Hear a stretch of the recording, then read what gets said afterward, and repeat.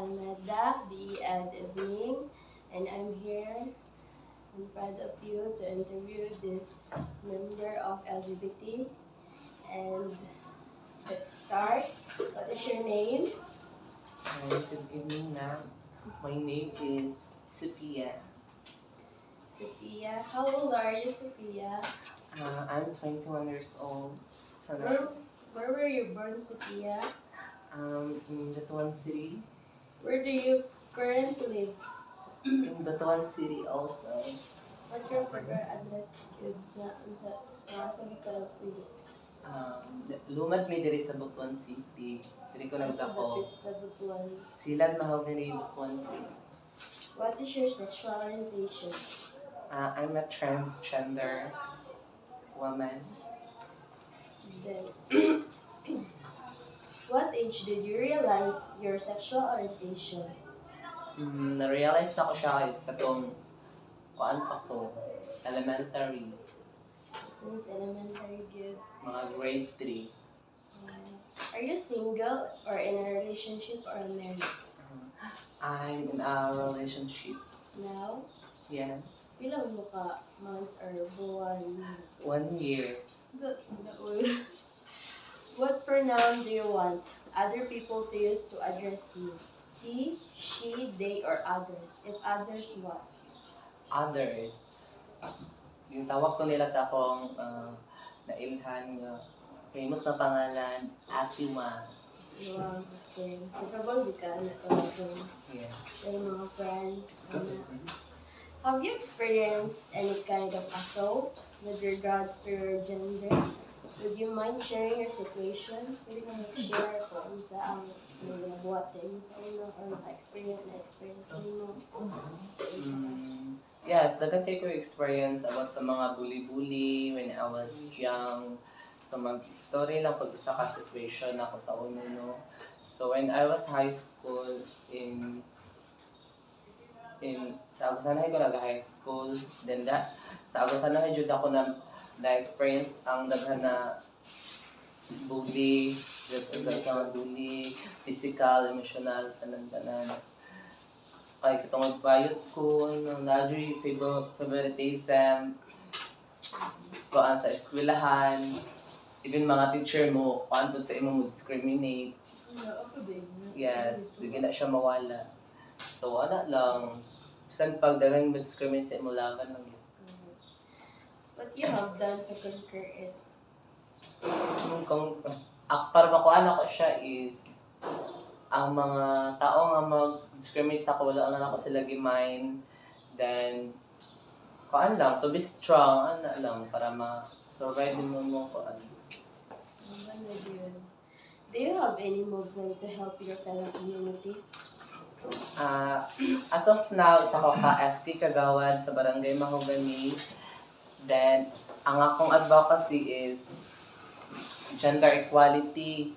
So, ginakuan ako ang mga tao o part sa LGBT nga dapat magnarespeto ay ang matagsa para happy na kanya tanan. Is your family supportive of your choice? Ano ba yung family? Sa una dili, pero pagkalugay dawat lagapon kanila kay wala na sila choice. What can you say to other people who might have experienced the same thing para sa imuha? Then any words of encouragement? Sa mga pareha sa ako nga LGBTQIA+ member nga mahadlok igawas ilang kaugalingon kay tungod mabuli sila yes, part gana siya nga mabuli ta kay tungod lahit ta sa ilaha, lahit ta atong gender nga gipili. Naagi nang bully gina siya mawala. So, ang atong buhaton lang is kailangan nato brave dili mind nilang ipang faulty, then focus lang sa imong goals sa imong life na sundon ni imong gusto siya. Thank you. That's it. Leonela Ruth Almeda, BE-Ed Evening, and I'm here to interview my LGBT member of the LGBT, and let's start. What is your name? I am Shane Mansoria. Oh, your name is Shane. How old are you, Shane? I am 21 scholar. 21. Where were you born? In Davao de Oro. Davao de Oro. So Davao ka? Yes. Tao? I was born in Davao, Contestado. Where do you currently live? I currently live right now in Butuan City, Purok 5 in Mahogany. What is your sexual orientation? My sexual preferences is transgender women. Transgender. What age did you realize your sexual orientation? The age that I realized that I am different from other men. I think when I was 8 years old or 9. 8, 9, did you know ako ano? Okay. Are you single or in a relationship or a married? I am single. Oh, I'm established right now.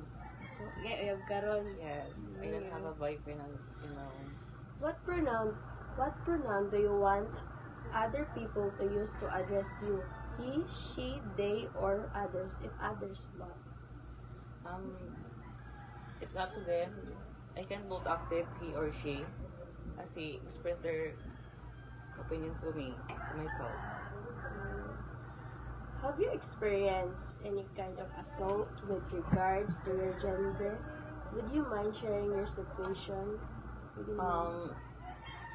You know, we're different from others, so we accept discrimination and bully from others because of what we are.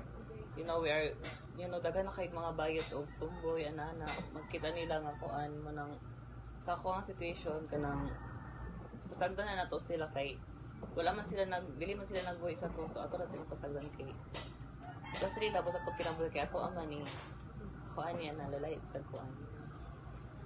What have you done to conquer it? To those who love me, I love them. To those hate me, ako na silang ginaneglect. Do you have any movement to help your fellow community? To my fellow community, kanang be confident to yourself and kanang ayaw pagkaulaw-ulaw sa imong mga isig ka tao. Kung unsa ka ipakita kay kuan man, mo man ay makita sa imong kuan ayaw ka kuan sa imong kaugalingon nga para dili ka mabuli, dapat i-express nimo kay imo man ang kaugalingon. Thanks. Is your family supportive of your choice? Supportive? Yes, when I was young, my dad was makita niya kung unsa ko, so they accept me what I am right now. What can you say to other people who might have experienced the same thing? Any words of encouragement? To those LGBTQ members,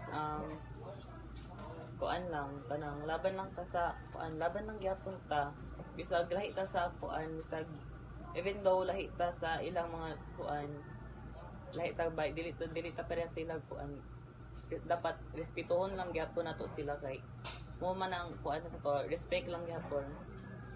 Respect begins respect ba yan? So that's it. Thank you guys.